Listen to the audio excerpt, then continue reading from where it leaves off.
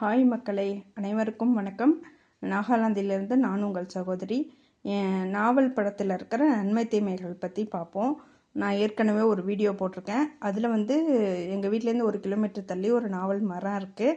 அந்த மரத்துலேருந்து நாவப்பழத்தெல்லாம் எப்படி அவங்க கீழே விழுறதை எப்படி சேகரிக்கிறாங்க அப்படிங்கிறத ஒரு வீடியோவாக போட்டிருக்கேன். எங்களுக்கு பழம் கொடுத்து விட்டுருந்தாங்க. சரி, திரும்பவும் உங்கள்கிட்ட இதை ஷேர் பண்ணலாமேன்னு தான் இப்போ வீடியோவாக எடுக்கிறேன். வாங்க இதோடைய நன்மை தீமைகளை பார்ப்போம். நாவல் பழத்தை இங்கிலீஷில் ஜாமூன் ஃப்ரூட்டுன்னு சொல்லுவாங்க. இதோடைய நன்மைகள் என்னென்னு பார்ப்போம். சர்க்கரை நோய்க்கு நல்லது, செரிமானத்திற்கு நல்லது.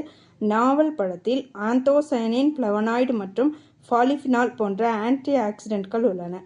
இது உடலை நோய்களிலிருந்து பாதுகாக்கிறது. இதய ஆரோக்கியத்திற்கு நல்லது, இரத்த சோகைக்கு நல்லது, தோல் ஆரோக்கியத்திற்கு நல்லது.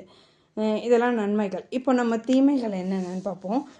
நாவல் பழத்தை அதிகமாக உட்கொள்வதால் மலச்சிக்கல், குமட்டல் மற்றும் வாந்தி போன்ற பிரச்சனைகளை ஏற்படுத்தலாம்.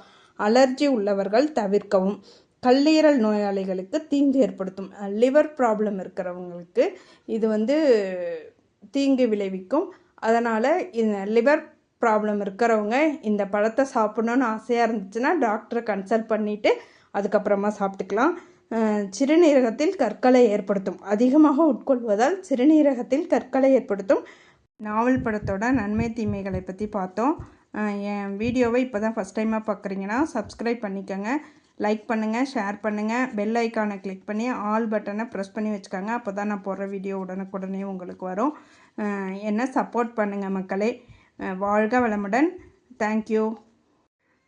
நாவல் பழ மரத்திலிருந்து பழத்தை எப்படி சேகரிக்கிறாங்க, அந்த மரம் எப்படி இருக்கும் அப்படிங்கிற வீடியோவை நான் டிஸ்கிரிப்ஷனில் பின் பண்ணுறேன். பார்க்காதவங்க வேணுங்கிறவங்க போய் பார்த்துக்கோங்க. தேங்க்யூ. வாழ்க வளமுடன்.